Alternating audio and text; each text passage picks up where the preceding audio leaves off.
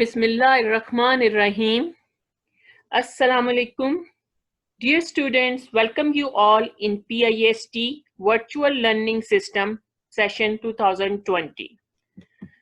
First of all, dear students, welcome back to our online learning paradise. I hope you enjoyed a wonderful summer vacation. I also hope you are relaxed, recharged, and ready to start your studies with full devotion. So, dear students, this lecture is for grade first year boys and girls. Subject is computer science, and this is our 12th video lecture. And today we will start chapter number 3, Central Processing Unit, CPU. So dear students, let's start with a table of contents. So first of all, in this lecture, we will discuss unit introduction. Then we will continue with inside the CPU and then the components of CPU. We will discuss all the components of the CPU including ALU, CU and cache memory. Chapter number 3, Central Processing Unit. After completing this lesson, you will be able to define CPU and its components, ALU, CU, register, cache, and internal buses. Then describe the functions of general purpose and special purpose registers. Define bus and explain data bus, address bus, and control bus. Define instruction and its types. Explain instruction formats. Describe instruction cycle, fetch, decode, and execute. Describe CISC and RISC architecture. Differentiate between Intel Pentium 4 and AMD processor. Unit introduction. So in this chapter, we will cover Central Processing Unit. CPU is the main part of any computer system. So in early lectures, we already discussed that CPU is a very important part of our computer system. Basically, it is a brain of a computer system. So this unit explains Central Processing Unit and the components inside it. It describes instructions format and the execution by the control unit. It describes how control unit cycles through fetch, decode, and execute. Execute operation to carry out programs, instructions stored in the main memory. It also discussed the role of registers and buses in programs execution. So dear students, let's continue with what is the CPU. The CPU stands for Central Processing Unit. The CPU is the short for the Central Processing Unit. It is the main part of the computer where instructions are processed. The Central Processing Unit includes the main memory. Nowadays, most computers have more than one CPU. So when we talk about the CPU, remember that it is a very important part of computer system. Computers have the ability to store and process a large amount of information at extremely high speed and produce accurate results. Computers can work for many hours and can do the same job that would be impossible without them. So the Central Processing Unit is the main part of the computer which performs all its activities. It is also called the processor or a microprocessor, and it is truly the brain of the computer system. The CPU is one of the main portion of the computer that carries out instruction to the computer program. CPU performs arithmetical, logical, and input-output operations. The design of the CPU may have changed, but they all perform the same operations. The first CPU was made in the 1940s and was run with the first computer, that EDV, Electronic Discrete Variable Automatic Computer. Then the structure of the CPU. The CPU hardware is designed to perform a finite set of arithmetic and logical functions on input data, like add, compare, store, read, multiply. The particular function that has to be performed is determined by control signal. Hence, control signals tell each component what it has to do. Hence, a program can be seen as a sequence of a control signal. Machine instructions are usually termed as opcodes, and opcode can be viewed as a representing on one or more control signals. So it combines the circuitry that generates all the control signals needed to execute instruction. A latest CPU or microprocessor can work very fastly. Then we have a components of CPU. The following are the main components of CPU. The first of all, we have ALU. ALU stands for Arithmetic Logic Unit. Then we have CU. CU stands for Control Unit. Then we have registers. The next component is cache memory. It is a type of a memory, the small high-speed memory. Then we have internal buses. All these are the basic components of CPU. When we talk about the CPU and inside the CPU, so all these components work together to achieve some common objective. It helps the CPU to perform the calculation easily.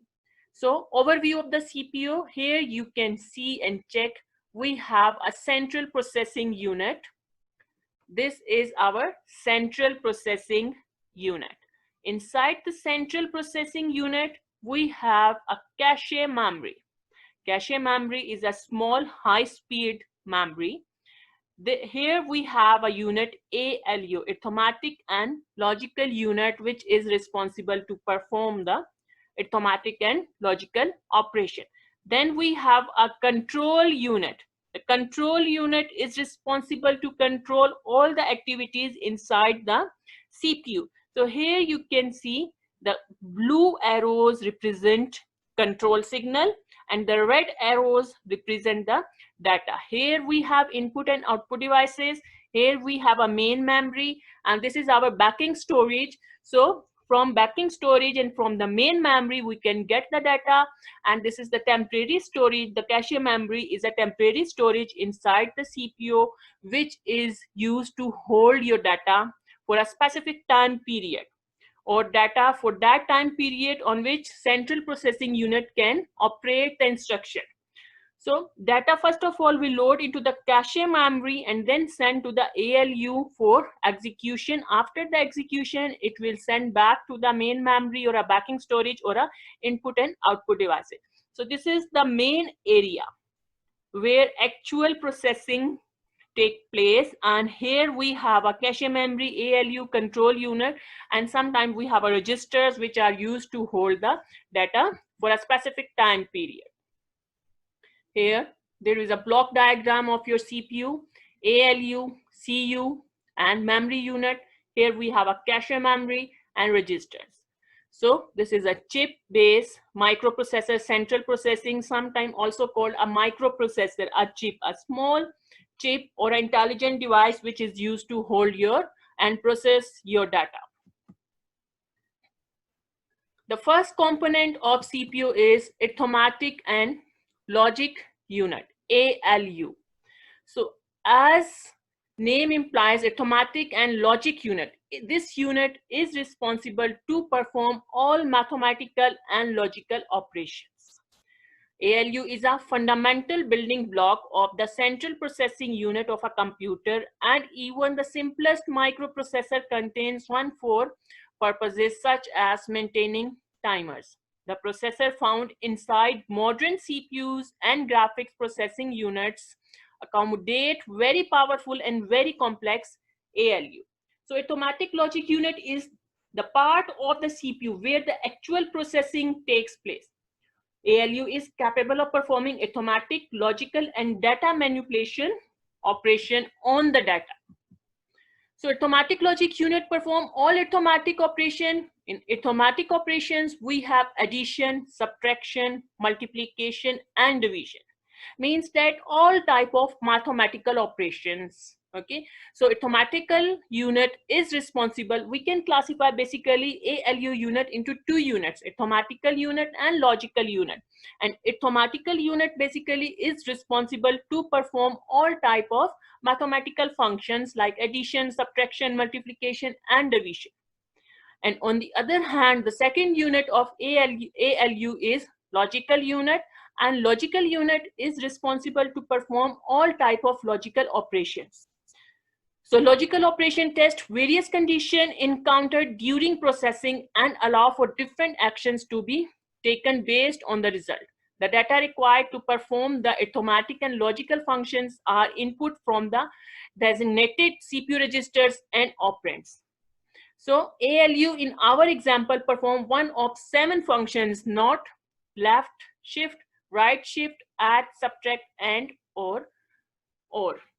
So arithmetical and logical unit inside the CPU can execute all type of arithmetical and logical operation. So ALU consists of logical circuitry that perform operations such as addition, subtraction, multiplication, and on the other hand, it can perform all logical operation like and, or not, comparison, shifting, like this. Okay, whenever calculations are required, the control unit transfers the data from memory to ALU. Once the computations are done, the results are transferred to the memory by the control unit, and then it is sent to the output unit for displaying the result. So ALU is actually responsible to perform all type of calculation. If CPU needs to perform any kind of calculation, so first of all, data will send to the ALU unit. So ALU unit perform arithmetic and logical operations on the data, fundamental building block of a CPU. So in short, it is a fundamental building block of a CPU. Inputs to the ALU, two numbers, operands. Two numbers are called operands. In the coming lectures, we will discuss the operands and operand. What is the operands and what are the operands? Control bits to control what operations the ALU is performing. Outputs of the ALU, the computer results, an indication if the operation has result in an overflow. So a for function can be performed by the ALU, an arithmetic logic unit, computer arithmetic or logic function. We design a two function arithmetic unit to perform add and subtract. We can add two logical function to it, and or. A for function ALU will have two bits to specify function. 0 0 add, 0 1 subtract, 1 0 and 1 1 or. So these are the codes which we can use in ALU function. Then the following steps up will work. So first of all, we have the first number 30 will be stored in accumulator register AC. Then it will pass to the second number 45 will be stored in the data register. Then control unit CU will send the command to add the numbers through the control input. Two numbers 30 and 45 will be added by the circuitry in the ALU. Then result 75 will appear at the ALU output and will be transferred to AC. Finally, the result 75 will be sent to the main memory from AC accumulator register. So here the addition, subtraction and or all operations can be performed by the ALU. So here is an example how ALU works. So suppose we want to add two numbers 30 and 45. Then ALU will perform the following steps to do this addition. In the first step, the first number 30 will be stored in the accumulator register AC. Then the second number 45 will be stored in the data register DR. Okay, the first number we have 30, which will be stored in a one register, that is accumulator register, and the second number is a 45, which will be stored in a data register DR. Then control unit will send the command to add the numbers to the control input. So here the control unit CU will send the command to add the numbers to the control input. Two numbers 30 and 45 will be added by the circuitry in the ALU. The result 75 will be appear at the ALU output and will be transferred to AC. Finally, the result 75 will be sent to the main memory from accumulator register. So this is a procedure how two numbers can be added and subtracted with the help of ALU unit. The next one is control unit, CU. CU is divided into automatic logic unit and control. Sorry, CPU is divided into automatic and logical unit ALU and control unit CU. So ALU we discussed, and the next one is the control unit CU. The function of control unit is to generate relevant timing and control signals to all operations in the computer. It controls the flow of data between the processor and the memory and peripherals. The control unit directs the entire computer system to carry out stored programs instructions. The control unit coordinates the activities of the other two units, ALU and main memory, as well as all peripherals and electronic storage devices. It is an important component of CPU. It is like the supervisor of the computer. It does not process data himself, but it controls all activities of computer system. So it cannot process the data basically. CU is not responsible to process the data. Basically, it is used to control all the activities inside the CPU with the help of the control signal. The important functions performed by the CU are as follows. It fetches the instruction. The important function is it fetches the instruction from main memory. Then it interrupts, decodes the instruction to find what operation is to be performed. It controls the execution of instruction. So three main basic functions of control unit are fetch, decode, and execute. So first of all, control unit fetch the instruction, then decode the instruction. Decode means it will convert the instruction in that format in which the ALU and the execution unit can understand. Then control the execution of the instruction. It will send the instruction to the ALU for the execution. So three main functions can be performed by the CU: fetch, decode, and execute.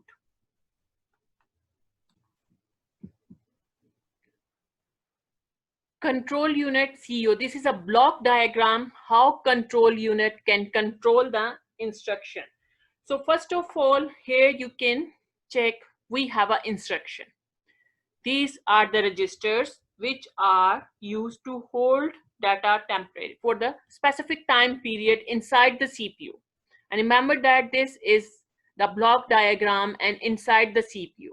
Sometimes we can call it the microprocessor, also a small chip. Remember that the microprocessor basically is a small chip, okay, which we have in our computer system and on our motherboard. So when we look inside the CPU, so this is a block diagram how instruction can execute. So first of all, your instruction will fetch. Suppose you fetch the instruction. Fetch means to bring inside the CPU. First of all, you will fetch the instruction and bring inside the CPU, and control unit is responsible to control the instruction. Instruction can be fetched from the main memory, can be fetched from the any input and output device, and then sent to the CPU with the help of a control unit. So the first step and the first function which the control unit can control and perform is the fetching of your data and fetch the instruction. So first of all, it will fetch the instruction, then pass to the decode unit and send to the decoding. Decoding means to translate your instruction, to decode and convert your instruction in that format in which the execution unit can understand the instruction. So instruction given to the computer system is in that format in which user can understand, but the CPU cannot understand. Remember that the microprocessor only understand binaries language 0, 1, 1, 0. Okay, circuitry language. So it needs to convert in that language in which the execution unit can understand. So first of all, your fetch instruction pass to the decode unit for the decoding. So decode unit is responsible inside the control unit to convert the fetch instruction in that format in which the execution unit can understand it easily. So the control unit second operation is decoding and the decode function. After decoding, your instruction is passed to the execution. For the execution, remember that we have automatic and logic unit, ALU. So ALU is a unit which is the responsible to execute your all mathematical and logical instruction inside the CPU. For the execution, your instruction is sent to the ALU. Now ALU will perform the mathematical and logical operation on that instruction. After processing, it will send it to store the instruction to the main memory or the register or the cache memory or IO devices. So after execution, it will pass to the for output. So this is a circuit and this is the operation which can be performed by the control unit. The first operation is fetch, then decode, and then execute. So control unit basically is responsible to control all the activities inside the CPU. So all execution can be take place with the help of automatic and logical unit. So control unit basically consists of three main components: instruction register, instruction decoder, and timing and control logic. Instruction register stores the instruction while it is being executed. Instruction decoder decodes, translates it, and timing and control logic generates the signals to execute. So with the help of these functions, the control unit can control all the activities inside the CPU.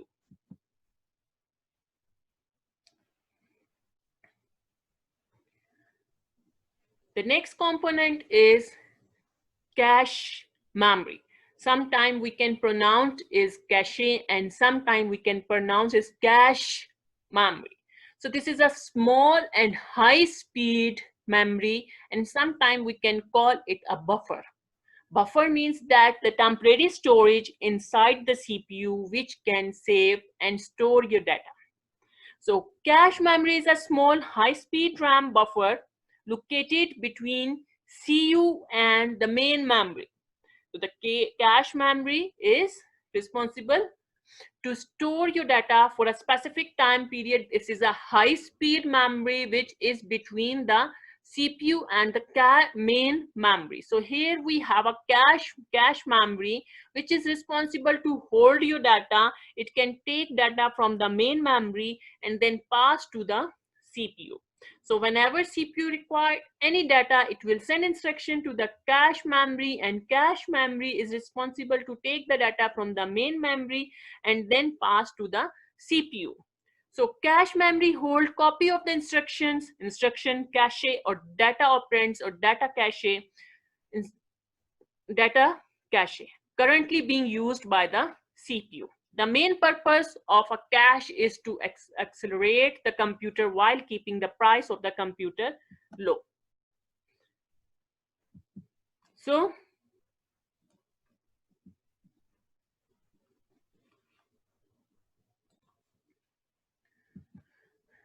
types of cache memory. So here we have three main types of cache memory: level 1 cache, level 2 cache, and level 3 cache.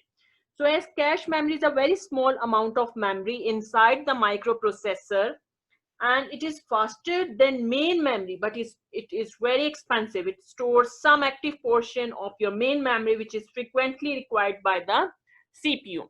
So it can be classified into three main types: level 1 cache, level 2 cache, and the level 3 cache. So level 1 cache are designed to be the fastest as they are closest to the CPU, and thus it will be accessed typically by the CPU, and the access time of level 1 cache has a major effect on the clock rate of the CPU. Level 1 cache are normally much smaller than the other levels of the cache, but it's much bigger than the CPU's register. Level 1 cache is normally on chip with processor as shown in the diagram. So here you can check Here we have a level 1 cache that is inside the CPU. It is on the chip and inside the CPU. That's why it is called the level 1 cache. Okay, level 1 cache is normally on a chip with processor, okay, and near the CPU. Level 2, on the other hand, is relatively slower, but it bigger in size, giving higher hit rate.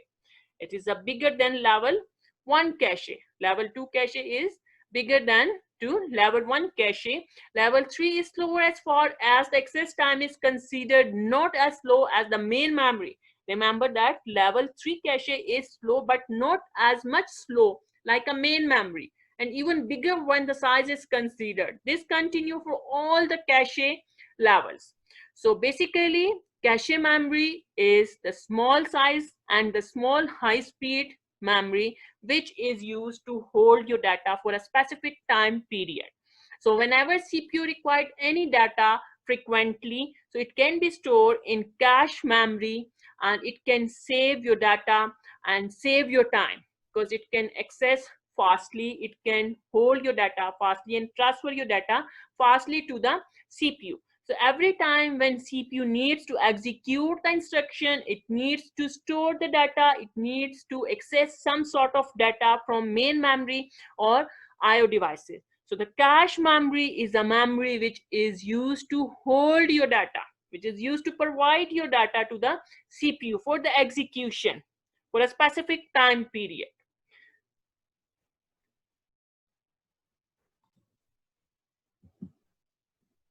So dear students, in next lecture, we will continue this chapter and the components of the CPU. And in coming lecture, we will discuss, inshallah, registers and the types of the registers.